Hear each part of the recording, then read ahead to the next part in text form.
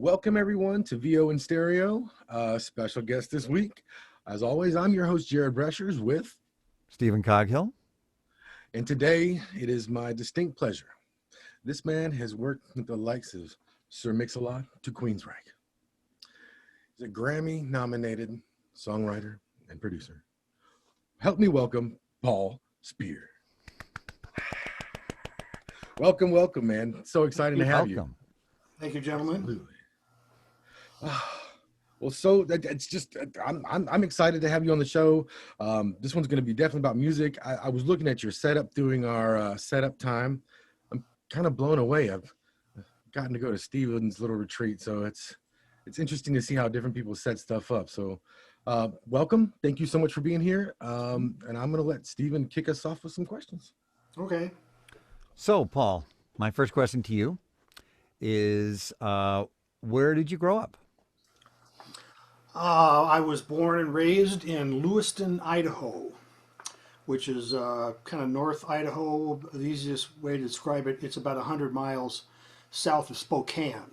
So that gives you an idea. It's right on the Washington-Idaho border, and it's called Lewiston, and the town across the river in Washington is called Clarkston because the explorers Lewis and Clark camped there on their way to the Pacific Ocean.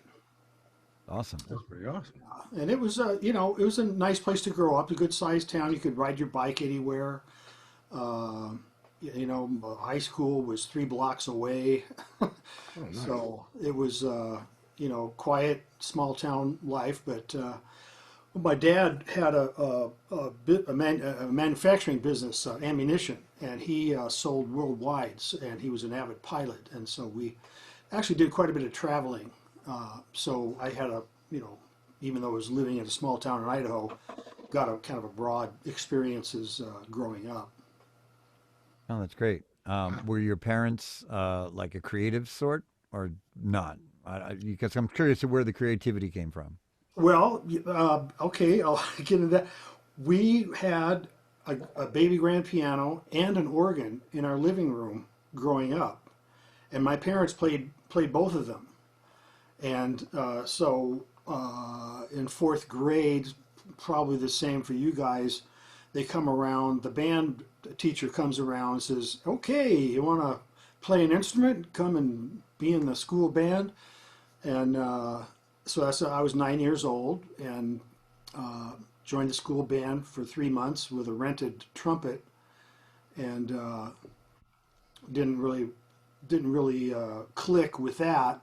And somehow I got the harebrained idea, well, how about a guitar? Maybe I could play the guitar. So my mom took me down to the local music store and bought me a Harmony Stella 3/4 size guitar for $17, which I still have. And I started playing songs like Red River Valley and Tom Dooley and stuff like that. And I'll share this with you. I would go into our dining room and close the door and use a TV tray as a music stand, and I'd be plunking away, bing, ding, bang, bang, bang, and my dad would stand by the door, and I don't know how many times he did this, but he would kind of shake his head, look at my mom, and go, "Kid just doesn't have any talent." so like when he saw me in concert years ago. Or years later, I should say, I felt pretty good about that. I think I had a little bit of talent, did something with it. But both my parents, they were very, very supportive. And Stephen, I don't know if you remember, but I had 2 brothers that were in the band with me when we were little kids. My younger brother Neil played drums, and my older brother Gary played kind of rhythm guitar and was the better singer of us. And we actually had a trio by the time I was 12 years old, and we're playing parties and after school dances and stuff like that. And it just continued from there. So my parents were very supportive of that. They would let us play really loud in the basement and learn songs. And of course we started writing songs, I think by the time we got in high school. And so we were doing a mix of about maybe 25% original and 75% cover tunes. And that led to releasing our record, a 45 in 1969, and pressed 300 copies. And if you can find one today, they go for $300-400 each. I guess you did, yeah. There's this stuff that went on back then. The band was called Stone Garden, Hmm. and Well, that's a great name. I was always my dad was a hi-fi buff, and so he had tape recorder, and I would say, let's not learn a new song tonight. Let's record, and so he that's something that I was really big on doing was recording the band, and when my parents would go out of town, I'd turn our living room into a recording studio, and of course it was all live to mono, because that's what we had, and that I have the band. I saved as much tapes from those days as I could, and we did actually recorded 3 songs in a professional studio in Vancouver, Washington. And in 1998, I was approached by Rockadelic Records, which is a little boutique label in Dallas that puts out obscure psychedelic music from the 60s and 70s. They had a copy of our 45, and they had no idea I was still in the music business. And they said, "Hey, we love this thing. We'd love to do a whole album. Do you have material?" I said, "Yeah, I got a box of tapes over here." And so they put out a limited vinyl edition of 1,000 albums. Nice double fold, beautiful artwork. Sold out immediately. Those are going for $80 to $100 if you can find them on eBay. But I have signed two other record deals for the band after that, because that was just a one-off deal. And so another record company wanted to put it out on CD, and then they also did a European vinyl release. And then another record company approached me and said, "Do you have any extra material?" And I said, "Yeah, I can give you 4 bonus tracks." Oh boy, So anyway, it's on my website. There's a page dedicated to the band on my Garden, website, and it just amazes me the praise that we've received. And I've done quite a few interviews about the band and all that kind of stuff. And so I don't know. I mean, this is just that was my youth anyway. And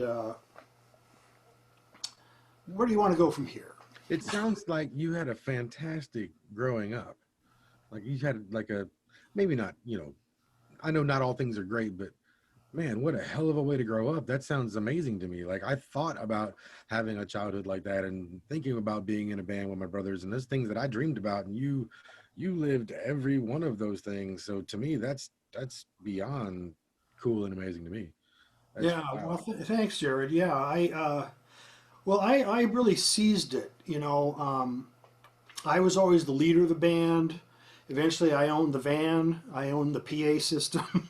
I dealt with all the agents and all that kind of stuff. And so I got really serious early on. I mean, I was a young teenager when I said, "This is me. This is what I'm going to do."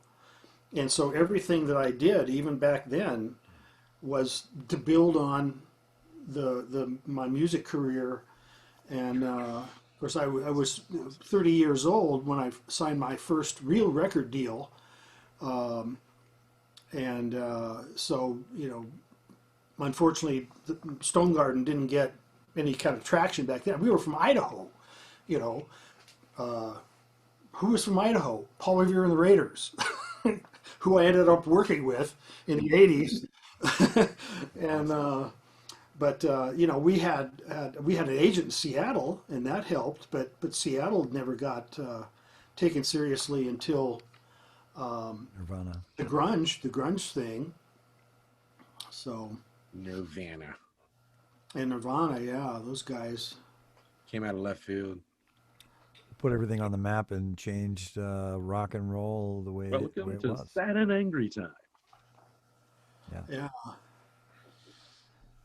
Yeah. Well, Is I had that quite, go ahead. no? I was just going to say. So what? Who were your big influences? During that time when you're trying to learn music and play music, who were you attached to? Well, I would think the cover tunes that we would play they would have had been a big influence. You know, we did a fair amount of Hendrix, stuff like The Doors, Creedence, um, the typical bands that would be played as covers back then, and of course that's how I sort of learned guitar. I guess initially it would have been like the Ventures, when I was 12 years old and playing with Neil and Gary, my brothers. We did a lot of Ventures tunes, and that kind of how I got my chops up. Playing stuff like by Hendrix.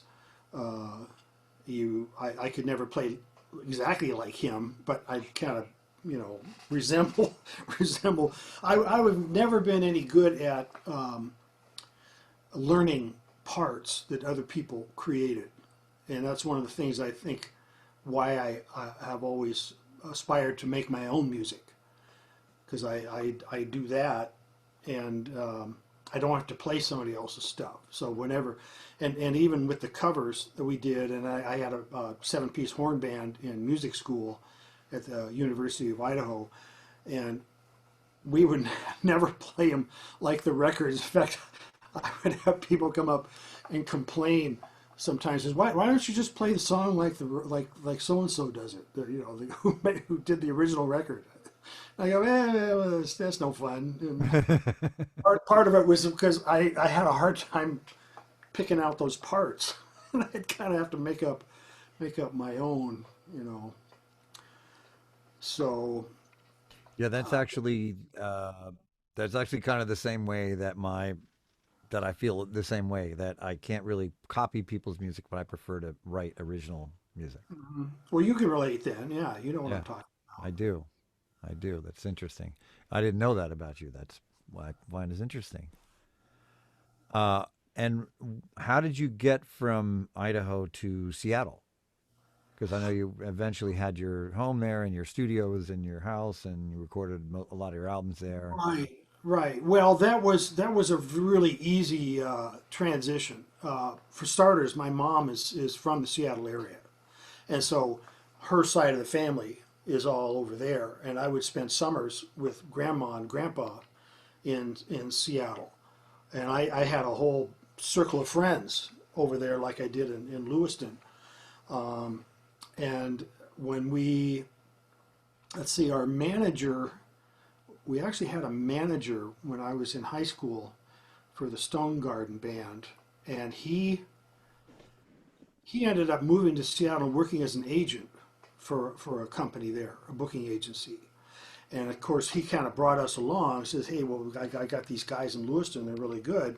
And so we ended up working with that agency, and they sent us all over the place. We played, far south as Northern California, up into British Columbia and eastern Montana.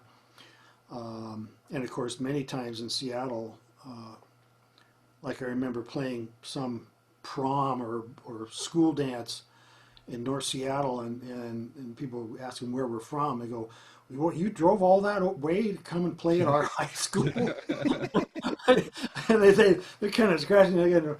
Oh, okay, well, whatever. You guys are pretty good. That's awesome. But that then of course, so we already had that connection going, and then I moved to Seattle because I had friends from Lewiston who had moved there and were in a nightclub band, and they needed somebody that had my kind of guitar chops, because in music school I was screaming. I was really good, and so they asked me to join the band, and that was kind of an interesting deal because they were on tour constantly. So I did two tours with them for almost a year long tours, but they're playing nightclubs. You know, they're there in a town at least a week, more often 2 weeks, and sometimes even 3 weeks. I mean, you're in a town for 3 weeks like that. I mean, you get a girlfriend and you meet the parents, and you're going to the movies on the weekend. A lot of things can happen in 3 weeks. Yeah, yeah. So that was fun. I was in early 20s, and I could stay up all night, and we could ride in the van for 800 miles between gigs, and it was okay to do that. And then I got the opportunity to move to LA because the same manager hooked up with somebody. That's kind of I'm going to try to breeze through this because it's sort of complicated. But anyway, I ended up moving to LA in the mid '70s to potentially do some kind of a Vegas show band. Because the band I joined in Seattle, they did shows. They would do dance sets for people who would dance, but they do like sit down shows, comedy and music and stuff like that. It's pretty good. It was a lot of fun. But I ended up in LA, and then this thing completely fell apart, and I think that it never really was had very, very for sure in the first place. But I since I was in LA, I says, well, I want to stay here, and I at the time I was in the Musicians Union in Idaho, and I went to the union there, which is really a big deal. And they said, yeah, okay, you can. Normally there's a waiting period, but we understand your situation, and we'll let you in right now. And they had bulletin boards with gigs and auditions and stuff like that. And I ended up getting work playing clubs, and I don't remember how this happened, but by that time I had a 4-track TIAC. Remember those? And a couple of Mackie mixers that I used, and I would go and record other people in their houses and stuff like that. But anyway, I was starting to really get into recording, and somehow I met this guy who I kind of don't want to drop names, but he was kind of washed up at the time, but he was still producing. He was a producer, and he had a couple of big hits, and but he was kind of on the down of the backside there, but he was still working, doing stuff in the studio and things like that, and so he would have me play guitar on some demos, and I'd go. I knew how to kind of do some tweaks on piano, so I had a tool, and I would keep his apartment piano in tune, and most of the sessions I did were pretty interesting because it was in. At the time, it was called the Upside Down Studio, and I think it was near the corner of Sunset and La Brea, and it was the Doors' private studio. And then after Morrison died, and the band kind of went their ways, another guy bought it. I met the owner. I can't remember his name, but it was a neat little. It must have been a 16-track, 2-inch studio. But this was the Doors' private studio that I was recording in, and that was pretty amazing to think of. These guys were in here making records, in the latter part of their career. And anyway, that really helped get me a footing in recording to really understand what goes on in the studio. And the best thing about moving to LA for me and getting to meet people down there and everything, and meeting other musicians, was it demystified LA. Because for somebody like me, who grew up in Idaho, and I spent a lot of time in Seattle, but and then LA was always this place, where big record companies were, and movie stars, and how you going to Unicorns. Huh? Unicorn. Unicorns. Yeah, yeah. And how you going to get any traction down there? But the coolest thing about it, I think, was I met people who were just like me, and I said, okay, because I was always, like I said earlier, really ambitious about the music and my career, and I started early with that. And I get down to my brothers and a lot of the people I played with in other bands, they were just kind of in there to have fun, and they didn't take it all that seriously. And I moved to LA, and I'm meeting all these people. I'm going, oh, this is great. These are my friends. I mean, these are my kind of people. And so then that just really gave me a lot more confidence. And the Seattle show band made me an offer to go on the road, the second tour with them, which meant I gave up my apartment in Hollywood, in a nice part of Hollywood, to go on the road. And I sometimes regret doing that, but the things that have happened since, and moving back to Seattle after that tour, and then meeting David Lanz in I think it was 1981, and I was just buying my first real serious recording gear, a 1-inch 8-track that I had built into portable case that I could move around, because I was really, the whole traveling around with recording gear was working well for me. And of course, Stephen, you and I know each other because of the records and videos that I did with David Lanz and Jan Nickman. Yep. Back in those days. So. And but in the meeting David, you guys did a lot of albums together after that. And how did that come about? I know you met him, but how did you guys connect musically? Well, we were introduced by a studio owner in Seattle who wanted to do advertisements, commercials, and they were recording bands. Well, later on, the bands like Nirvana, and but they just didn't know how to do it. And David is a really amazing composer, which you already know. But he and I, when we first started working together, we were doing stuff like that. Not so many commercials, because those are really hard to get, and the people that do them, they don't want to give them up. But we got into doing industrials for like the phone company and banks, and there were other production companies in Seattle that's what they did, is that they would do these in-house like training videos, or they'd have some new presentation. They're going to open a new branch of the company, and they want to do a video to explain to the other employees what they're doing. And a lot of the times they wanted to get original music with this stuff, and they would build that into the budget. David and I did a ton of these things, and made some decent money. And during that time is when we both worked on our first solo albums. He did a solo piano album called Heart Sounds that he released himself on cassette only back then, and then I did Collection 983 Spectral Voyages, and that was my first record deal.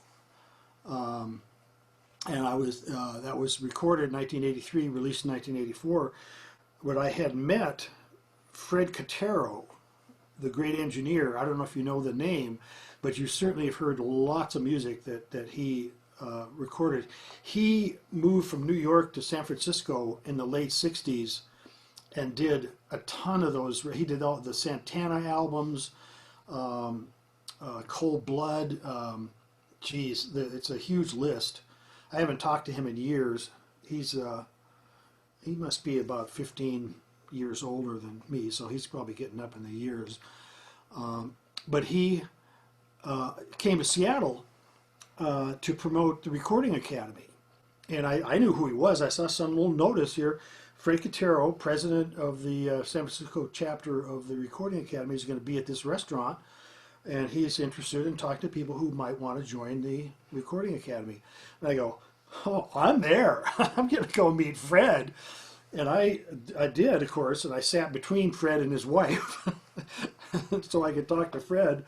And I was working on that album, had no idea what I was going to do with it, but in my spare time from doing these industrials with David, I was working on that, and uh, I asked him if I could send him some rough mixes and get some feedback, and I did, and he just fell in love with it. And one day he called me up and says, "Look, I'm starting my own label, and I want you to be on it."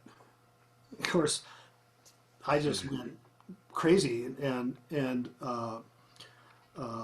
I don't think there's really any money involved, like an advance or anything like that. But he said, "Come to San Francisco, and we'll mix it together." And it's like, dreams coming true. I was just, one after another, and so unfortunately, Fred is a terrible businessman, and he had friends that were also terrible at business that were doing his distribution. It was my understanding that before Fred had closed the label, that it actually sold about 30,000 copies. I didn't get paid for one of them. So, and poor Fred, he had invested a lot of money and time into this, and I think he put out about 6 albums. They're all friends of his in San Francisco that he had worked with at one time or another. Good stuff, but I don't know if any of them ever continued. But it was just fantastic to work with Fred, because this guy's just got ears. And I like what he did, what his style. I learned from his style before I even met him. There are things that he did. Same with Phil Ramone. I got to know Phil through the Academy. We hung out many times, and I get to pick his brain and stuff like that. And That's awesome. and his style, same thing. It's just very natural, organic sounding stuff. Beautiful mixes, the panning, the use of reverb, things like that. Big influences on me. So I was, really well, I mean, the list goes on and on. The people I've met through the Recording Academy. I've been a voting member since Fred signed me up in the early '80s, and I've been to quite a few events, and I helped found the chapter in the Pacific Northwest in Seattle. That was me and Michael Shreve, Michael Shreve, he was the Santana's original drummer, and I think his wife, he's divorced, I believe, but his wife is from Seattle, and that's why he ended up there. But he, of course, he did the first and probably the best Santana albums, and then Woodstock movie, hello, that's Michael Shreve's big drum solo in there, and we jammed a few times. In fact, the first Recording Academy trustees meeting we went to was in Miami. I was the first president. He was the first trustee, and it's about a 4-day deal. And on the last night, they do a thing called a sort of a nightclub thing, and they set up a back line on the stage, and you could sign up to perform. And so during the week, I was sitting next to the New York chapter president, Tony Visconti, and so I got to know Tony. Big fan of Tony's work with David Bowie and Moody Blues and all the T-Rex and all this stuff, and so I get friends with Tony, and Tony's a really good bass player. That's his main instrument.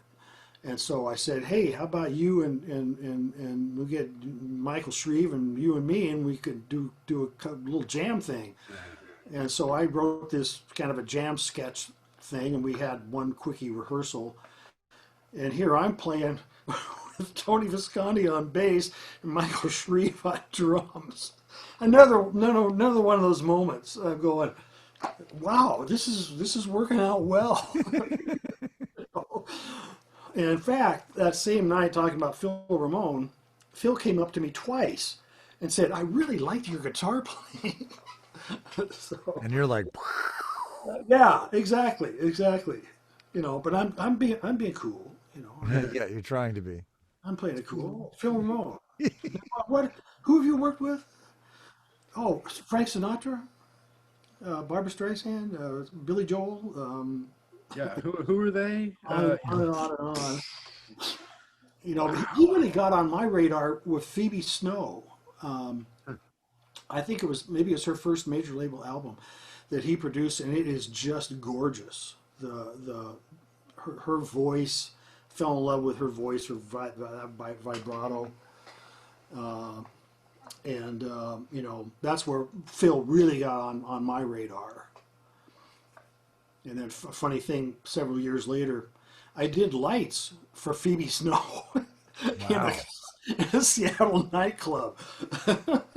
And the mixer that they had with him, I don't remember his name, but he was, I think he was Aerosmith's main front of house guy.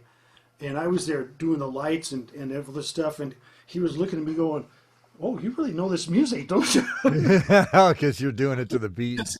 Oh yeah, I just, you know, it's really shipped and go boom. You know, here comes the chorus, boom, and that was a lot of fun. I didn't get to meet her, and of course she passed away unfortunately. But it didn't look like she was really having much fun. This was, you know, just a club in Seattle. Nice club. They had a lot of national acts there. In fact, I did quite a bit of front of house mixing for some of them that came through. But that's how that's what I would do. I would mix live sound, like in the early and mid '80s when times were kind of lean, you know, because I got pretty good at that too, and So you didn't go to school for any of this. You just learned as you well, went. there were no schools back then. What I did to, I mean, I had my own gear, of course, and I experimented with that. I had the 4-track TAC, and then eventually got the 1-inch 8-track.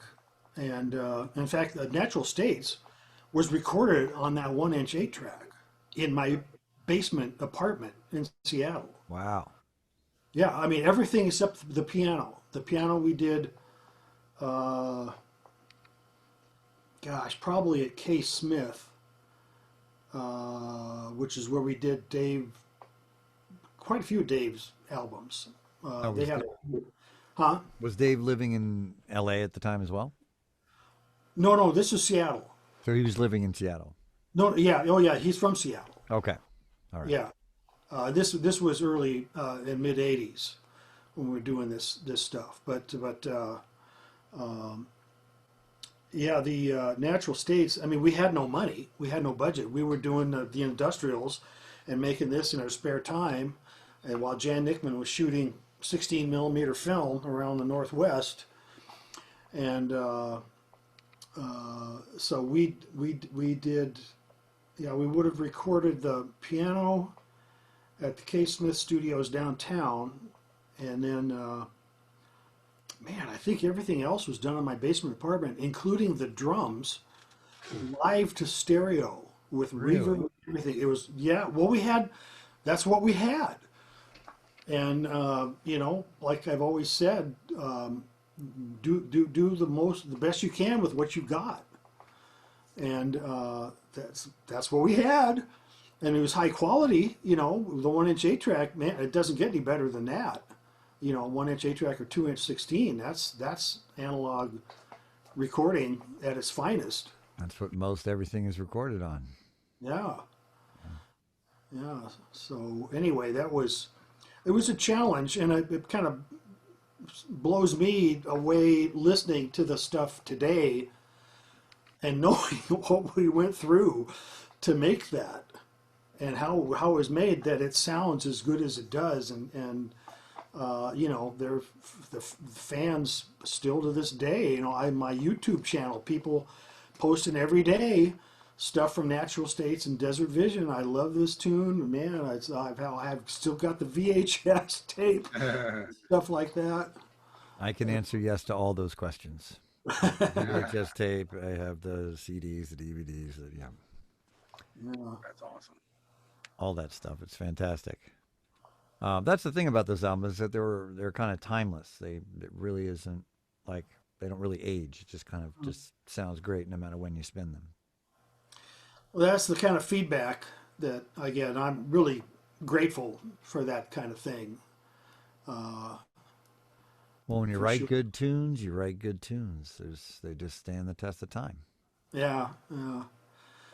Well, that's David. Man, I tell you, like Christopher's Dream album. Do you have that? I do. Oh boy, talk about a classic. Uh, and And you engineered that, right? yeah. hmm That's awesome. Well, we had real strings on that, and piano. I'm sure was done down at K Smith. It was called K Smith at the time because it's Danny Kaye, the entertainer, and Lester Smith, businessman. Um, it eventually got sold, but it was called Bad Animals, and then it sold again and became Studio X, and now it doesn't exist because it's in a downtown area where condo real estate is way more valuable than that stuff. So it's all gone. But we did the strings. They're like 16-piece strings, and the piano. But that was mixed at my studio in Bellevue. Um, that record and kind of a fun fact about that is that uh, when that came out and started selling a bajillion copies, uh, Billboard did not have a New Age chart, and I think that might have been what stimulated it. Says, okay, I think there's enough of this stuff around. We should make a New Age chart. Well, Christopher's Dream debuted at number one and stayed at number one for 6 months. So, and it's I don't know what the sales are, but I got a gold record over there on the wall with Christopher's Dream on there. Yeah. Um, That's not bad. Not at all. yeah. But when you're working on stuff like that, you don't know. You like I say, you do the best you can with what you've got, and hopefully you've written material that resonates with people, and you produce it well, so it sounds good and it sounds good on the radio, uh, and then it gets out in the world. Behind the Waterfall, who knew that would be a worldwide hit record? Yep. And still today, that's probably the most commented piece on my YouTube channel. Well, especially since it's an instrumental, is really amazing. Yeah, wow. And then, I mean, you've heard the new version I did, the rock version, A little and bit. I'm get good feedback on that from people who know the original. Um, Yeah, I love the change up. It's nice. yeah. Now you worked with a lot of. I noticed like Narada was the album, well, the record label that you were on for a while, and I guess you guys shared artists back and forth. Like you had artists from them coming on your album, you went on their albums, and can you tell me more about that? Yeah. Well, first of all, David was actually signed to Narada. I never was. Ah, I, I was always an independent contractor for each project interesting. as producer and if it applied a musician too. And I didn't play on that many other people's records. Michael Gettle, pianist also from Seattle, uh, he was on our label Miramar for a while, and then he got signed by Narada. And he did a couple albums that I did play on. Um, I can't remember the names of them, but there's a Narada fan Facebook group that David and I participate in, and Gettles is in there too. And sometimes people will go, "Hey, I just heard his name. That's got to be Paul playing a guitar." uh, and so they ask about stuff like that. But I'm trying to think of who else. We've done some stuff with David Arkenstone. Mm-hmm. Uh, I don't think I no, I don't think play. I didn't play on any of his records. Or he and Lanz did some stuff. there was a lot of cross pollination Yeah, going Nancy on. Rumble and lots of people were kind Yeah, of. Eric Kid's dad and Nancy Rumble. Now I Yeah. produced one of their biggest records Mhm. called "In the Garden," and my brother Neil played drums on that. In fact, he toured with them for quite a while as Wow. their drummer. Um, and then let's see, I'm kind of drawing a blank here. I produced hundreds of albums for other people, and It's hard to remember all of them, isn't yeah. Are you telling me you don't remember hundreds of albums off the top of your head? it? That's ridiculous. I mean, I have a lot of them listed on my website, but geez, there's so many. I'm not doing much outside work at all these days, and that's intentional. You know, I'm only working with people I've worked with before. I don't have a page on my website talking about mixing and mastering and stuff like that. I don't need to do it, and my wife's retired now, and so we're planning on traveling quite a bit. But As soon as they let us out of here. yeah, that's not happening right now. Though we did book a cruise for a year and a half from now. Wow. Nice. So, and we're hoping that things will be close to normal by then, because we love cruises. We've already done a few and really enjoy that. It seems like people either love them or they hate them, but we really enjoy it.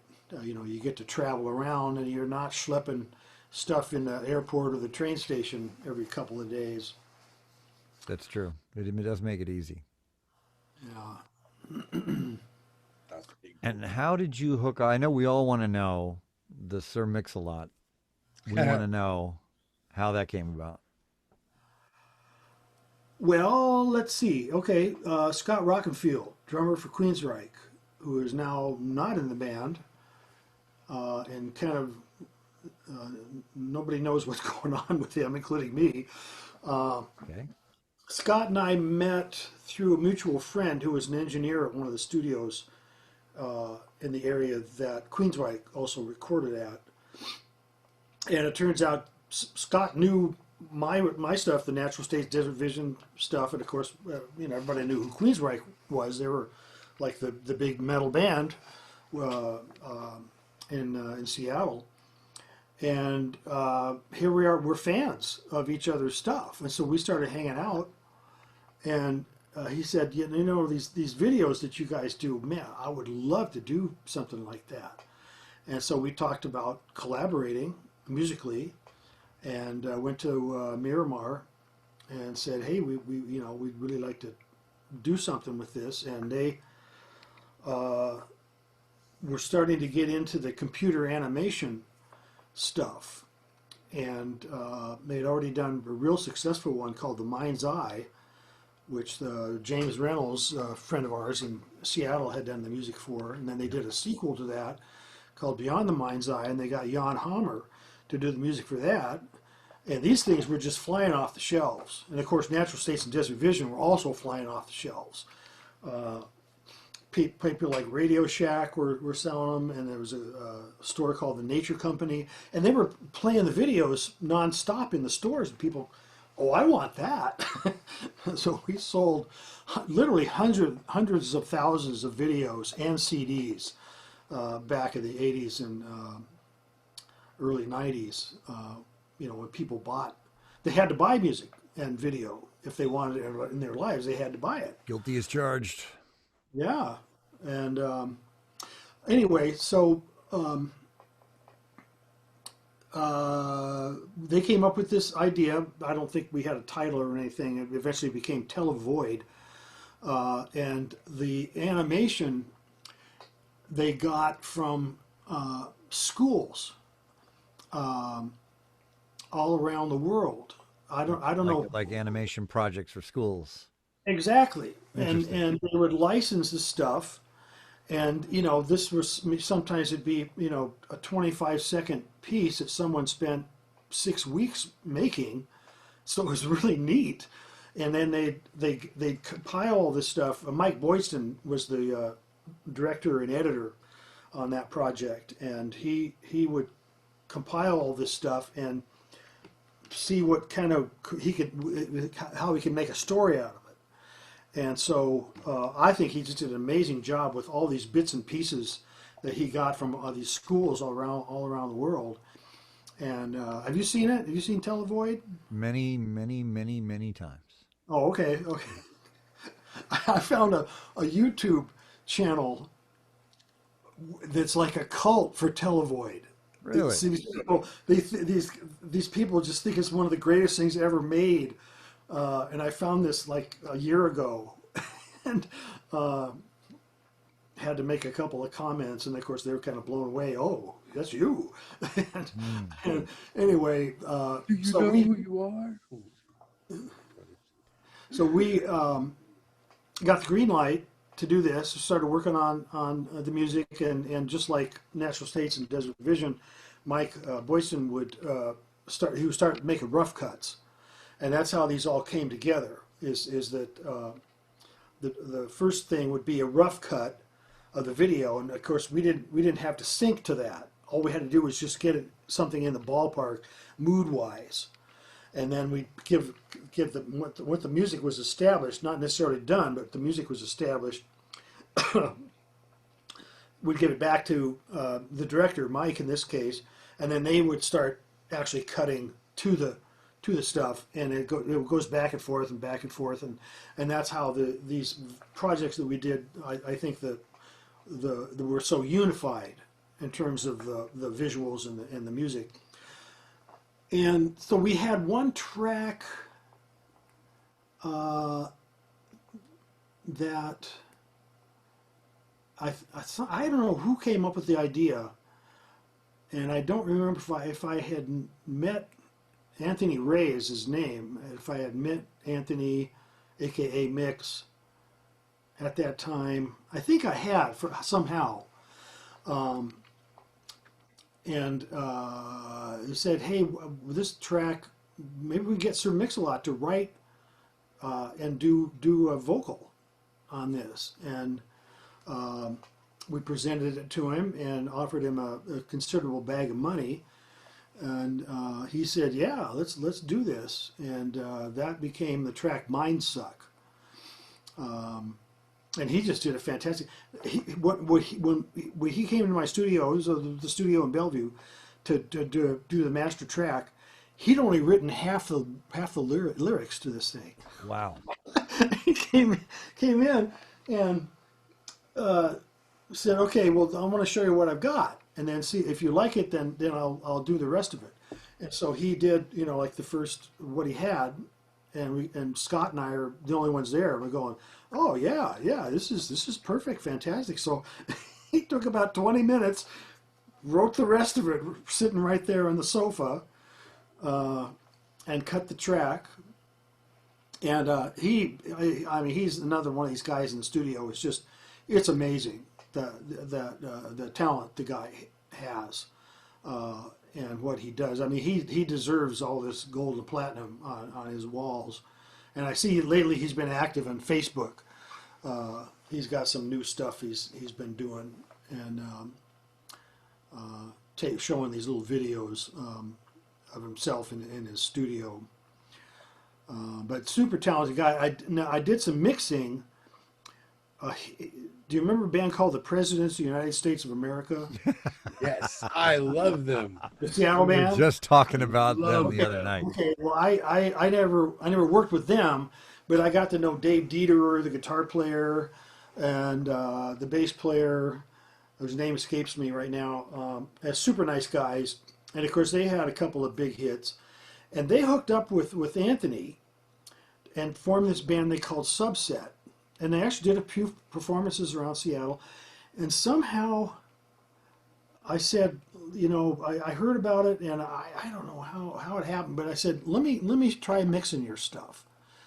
And they said, yeah, okay. And so I mixed 3 or 4 or 5 tunes for them, and they go, oh, awesome, this is exactly what we need.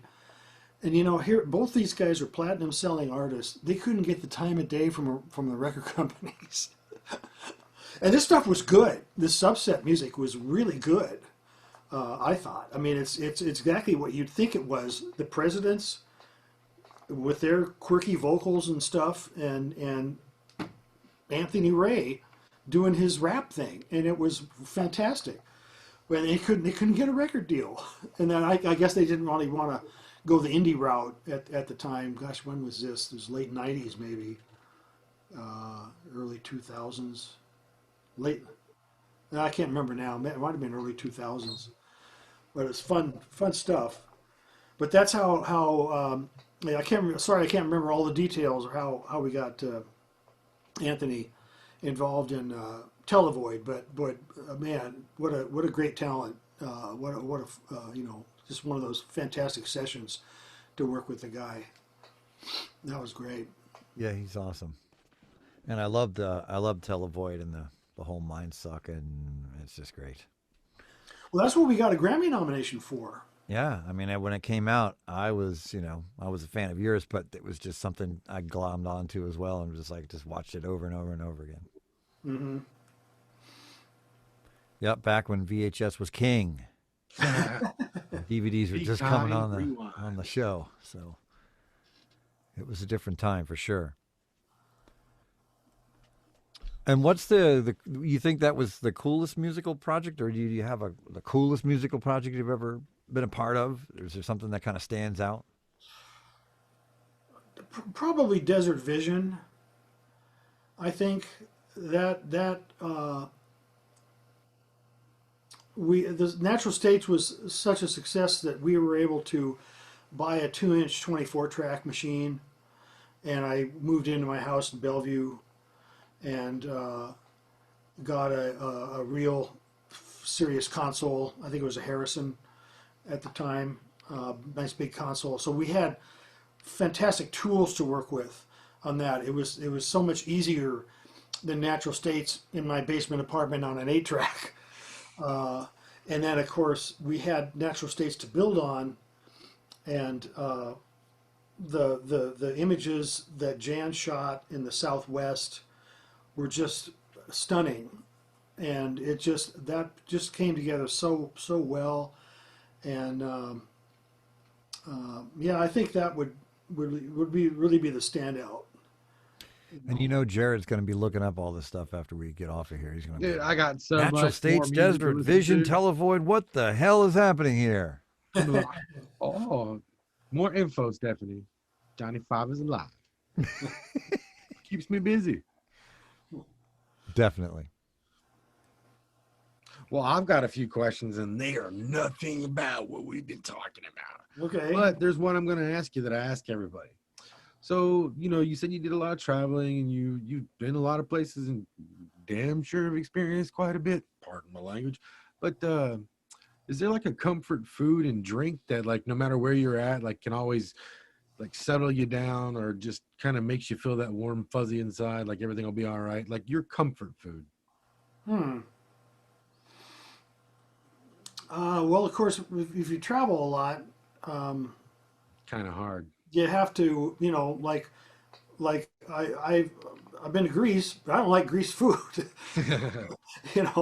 So when I've been there, I've had a hard time eating. My wife is American-born Sicilian, and so we've been to Italy and Sicily many times. And of course, Italy is a place where you cannot get bad food, you cannot get bad wine, you cannot get bad coffee. They don't put up with it, So you can. And we would wander around and just go into some cafe that we walked by and have a fantastic meal. But as far as drink, hey, I'm a wino. I love wine.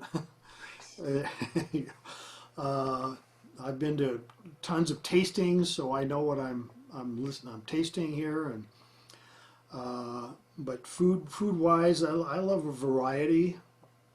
I think if someone pushed me and said, okay, you can only eat one sort of style of food the rest of your life, it'd probably be Italian. Nice. In fact, last night, my wife Janice made her best homemade pizza. Ooh. And we have more tonight that I'm looking forward to. And this is very, as she says, Sicilian style Thick. pizza. And wow, it was her best one so far. And she's a fantastic cook. Her mom was absolutely sensational cook, and I was, privileged to enjoy some of her cooking. She grew up in the Detroit area, and that's where all her family is. Yeah, I mean, like on the cruise ships, it's fun to they always have several different restaurants, and that's always fun. I love Asian food. You go to the Netherlands, the Dutch Indonesian food is fantastic, and it's very. I don't know if I've ever seen it here in the U.S. Not like it is over there. And it's available in London too. Dutch Indonesian. If you ever get a chance, it's different. It's not like Thai food. It's not like Indian.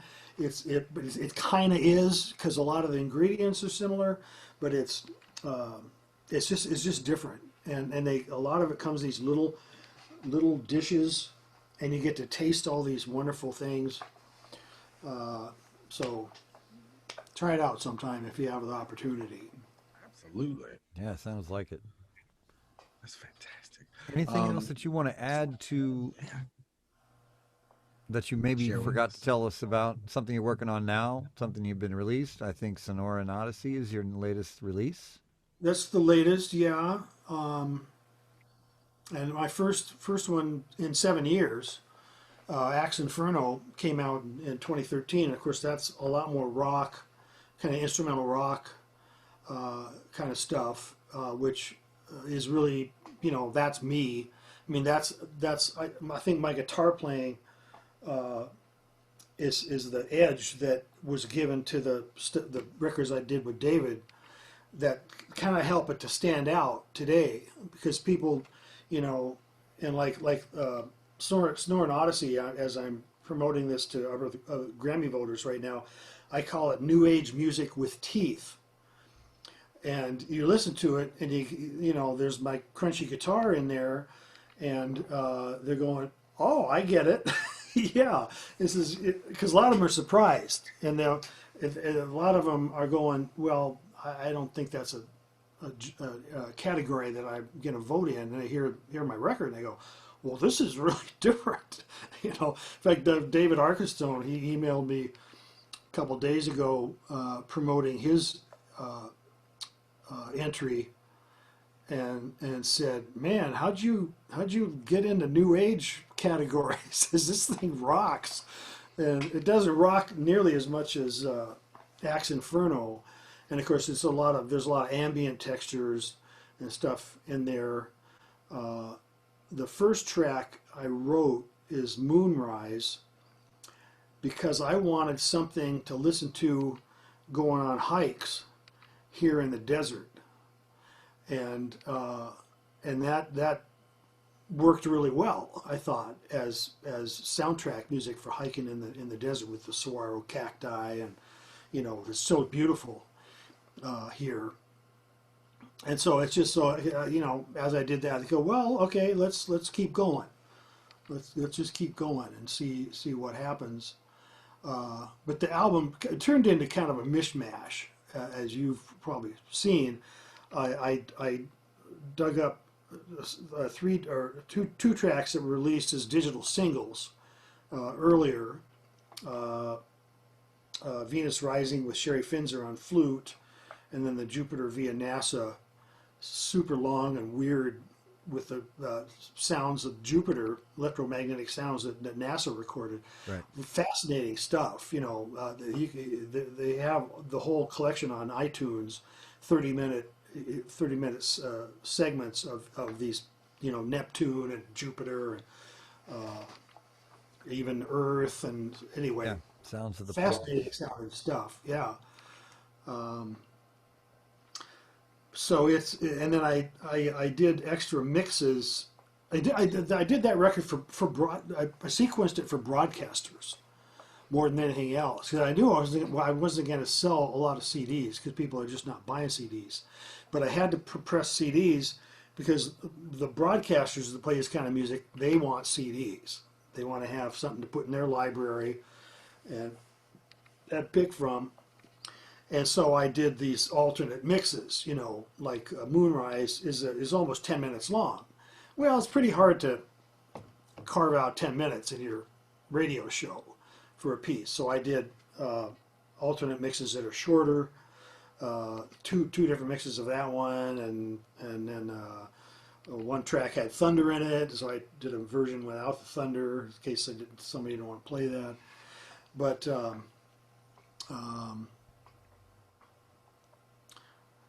yeah. Anyway, I mean, I guess I'd like to say that the reason there's a reason that there was a 7-year gap between Axe Inferno and Sonora and Odyssey, and that is my father passed in 2016. I was very, very close with him, my father Raymond. And then a year later, my brother Neil passed. He had a years-long illness Very cool. due to hepatitis C. He was, you know, it was really unfortunate for him. And of course, I was very close to him as well. And then Janice retired from her work in Memphis in 2018, and we had to sell our house there and get rid of all kinds of stuff and then buy a house here. We're outside Tucson, and so it's just, you know, I wasn't in the mood to do anything, and then with all this other stuff going on, but it felt good to finally start writing again and recording. And I like the way that record came together, and I'm getting really, really nice feedback from the Grammy voters on it too. I mean, they're really pleasantly surprised when they listen to it, and so that makes me feel good. And speaking of Sherry Finzer, you know, she's a really fantastic recording artist in her own right, and has, I don't know how many albums out, more than me. And she also is a promoter. She lives in Phoenix, so she's just down the road from me, and she has a company that promotes music like this, you know, world music, ambient, new age, that kind of thing, to the broadcasters like Sirius XM and Music Choice.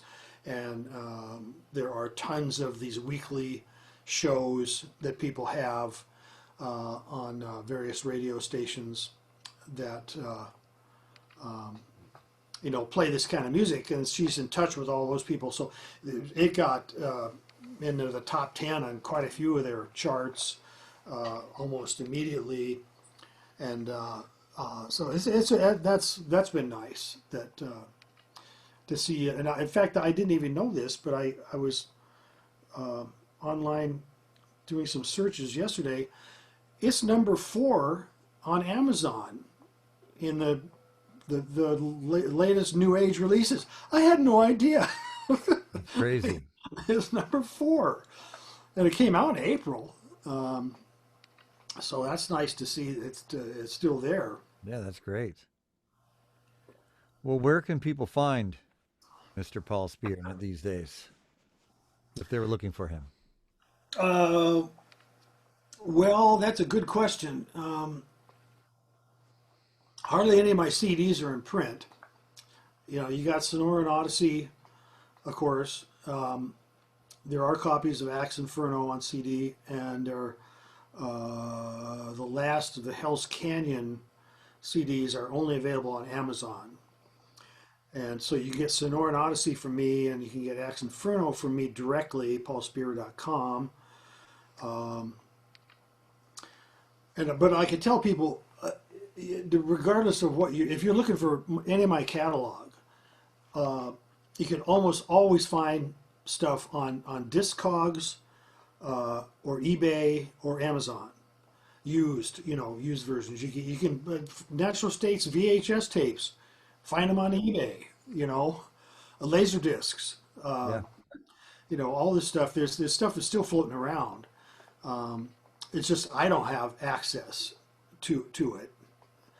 But I would like to mention that quite some time ago, I made all the downloads on my website free because people just aren't buying music. You know, they just weren't buying. I mean, I still sell some in on Amazon and Apple and that kind of stuff. And then, of course, there's Apple Music, of which I'm a customer, and Spotify, I'm a customer. And of course, I'm also on there as an artist, and so I can do stuff. You know, I got a profile, and I can do special mixtapes, so to speak, with my stuff, or maybe add other people's stuff to it. So, but you know, but the bottom line is people just aren't buying music anymore. They don't have to. That's true. You know, I don't. I haven't really bought something. I mean, I've bought downloads. But it's all streaming now. Yeah, but it's all on-demand streaming, and as you know, you can't hardly make any money with that.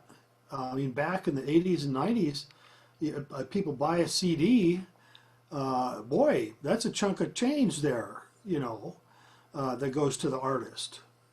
If you're on a label, most of it goes to the label because that's what they do. But you know, we sold hundreds of thousands of CDs. David and I did back in the 80s and 90s when people bought music, and that was good. Yeah. That was nice, you know. And today, if I had to make a living just from my music, I'd have to be touring half the year, and of course, nobody's doing that right now. So there's a lot of people I know, a lot of friends that are in really rough shape because the COVID-19, and they can't perform. It looks like it's slowly coming back. Yeah. But that's With where the, people are making money, is filling seats and selling merchandise and CDs and yeah, all that stuff. So you know, so many of them now they're doing these live Facebook or YouTube deals, and they got their PayPal or Venmo link. You know, please help me out here. I got no other way to make any money. tips and merchandise. Mhm. Yeah. Yeah, the state of the world. Well, Paul, I just want to thank you so much for being on today. It's been a pleasure. I learned a heck of a lot more than I thought I was going to learn. And I look forward to diving more into the library of music, which there is quite a bit. And it was fun to hear it from a different perspective and kind of hear one of my dreams I had as a child kind of lived out and then told before me. And part of me's going, damn it, I'm so jealous. But I'm really glad I got to hear it firsthand. And this has probably been the only interview I've sat here and just shut up and listen. Oh, But dude, it was such a good time to have you on. I really do appreciate your time with us. well, thank you, Jared. It's been a pleasure. Absolutely. You have any parting advice or anything you want to say to your community at whole? I'm just, yeah, I'm just really grateful to be able to do what I do. As I often tell people, I've never had a real job. You know, I've always been able to make a living in music somehow. Like I said, so, you know, sometimes in the lean times I'd be out mixing shows, but I never. But that was fun too, you know. And I'm just so grateful that I've been able to make records and people appreciate them and yeah, I don't take it for granted. My life, I do not take it for granted. I never have. I always felt like, wow, this is great. I've never felt like I should be a lot more famous than I am. You know, a little more money, and hey, who people can always use a little more money, but I'm doing okay. You know, my wife had a great career in the corporate world, and we're comfortable. But the main thing is, it's just I am very, very grateful to have been able to do what I do all my life, and do it on kind of my terms, and you know, I make music. I probably told Stephen this, but I make music for me first, and I'm very lucky I can do that. I'm not writing something that hopefully somebody's going to like, you know, like the songwriter factories in Nashville and that kind of thing. That's their whole thing. I make something that I want in my life, and that's what Sonora and Odyssey was. All my records, you know, I needed some hiking soundtrack music, and so that's where that record started, and now I've got that, and you know, I can stick it on when I go hiking, and yeah, this works. But it's just, yeah, the gratitude to the audience that I've had, the people that still support what I do. Very, very grateful. That's awesome. Well, guys, that's another episode of VO in Stereo. I hope you enjoyed it. As always, Jared Breshers, your host, with Stephen Coghill. And we want to thank Mr. Spears one more time. Thank you so much, man. Hope to see you soon. And maybe I'll get to jam with you, Live a Dream. Well, Steven too, because, you know, he's pretty cool. All right, guys. Thank you so much, everybody. Thank you. Have a good one.